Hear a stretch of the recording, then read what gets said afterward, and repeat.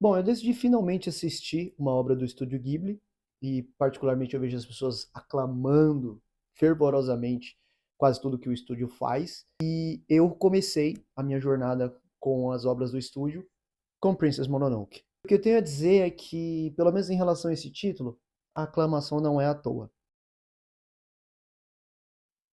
Bom, por base, só para falar, é uma animação de 1997 do estúdio Ghibli, que trata de uma história muito interessante que conta a caminhada, a jornada de Ashitaka para basicamente encontrar o espírito da floresta e conseguir talvez se curar de uma doença que o pegou por uma maldição. E ele encontra no meio do caminho San, que é uma garota criada por lobos e que tem uma rixa muito forte com humanos, principalmente humanos entre os mineradores.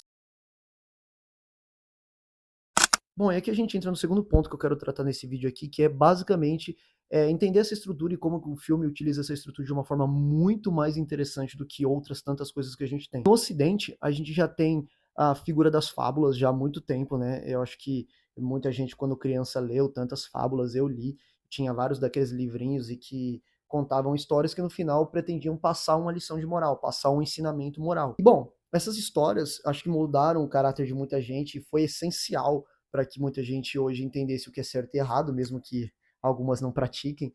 Mas é interessante como existe uma estrutura muito mais simples trabalhada dentro desses contos, dessas fábulas. Aqui a gente tem a mesma coisa, a gente tem uma parada muito parecida, a gente tem um conceito estrutural muito parecido. O filme quer sim passar algo para que você entenda no final das contas aquilo que é certo, aquilo que é errado. Mas o filme abre a possibilidade de que você suscite pontos de vista diferentes. E é muito interessante aqui porque em nenhum momento o filme crava aquilo que é certo ou a maneira certa de agir. Ele mostra como a Chitaka age, ele mostra como outros personagens agem, e ele não identifica, ele não define vilões da forma mais crua e honesta que a gente tem no nosso cinema e das coisas que a gente normalmente vê, que é o vilão que quer destruir tudo e o herói que salva tudo. Não é tão simples assim. Você questiona certas coisas, você questiona as ações principalmente da Sam, você questiona, obviamente, as ações da Lady Eboshi, que é, na teoria, a grande vilã do filme, os personagens possuem os seus tons de cinza.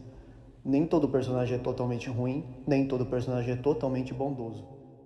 Mas também o filme te permite uma reflexão que é a que eu particularmente tive, então eu vou expor o meu ponto de vista a respeito da obra e do que ela ensina. Eu particularmente acho que o Ashitaka erra. Se eu fosse incumbido de escolher o destino de Lady Ebosh e de tantos outros, eu teria optado por fazer aquilo que a Sam propôs. Então quando a Ashitaka colocou todo mundo num patamar de alta misericórdia, de que todo mundo precisa ser salvo, de que todo mundo merece uma segunda chance ou uma visão diferente, eu acho que ali ele abre precedentes para que as coisas aconteçam de forma errada.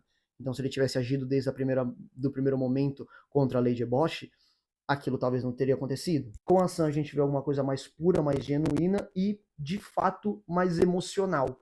Enquanto a Ashitaka tenta trazer razão a essa emoção. Não está errado. O ponto é justamente esse. O ponto é suscitar o debate. O que você faria? E se você puder contribuir com o debate, por favor, deixe o seu comentário, deixe o seu like e compartilhe esse vídeo. Talvez esse vídeo chegue a pessoas que também querem debater sobre esse tipo de assunto.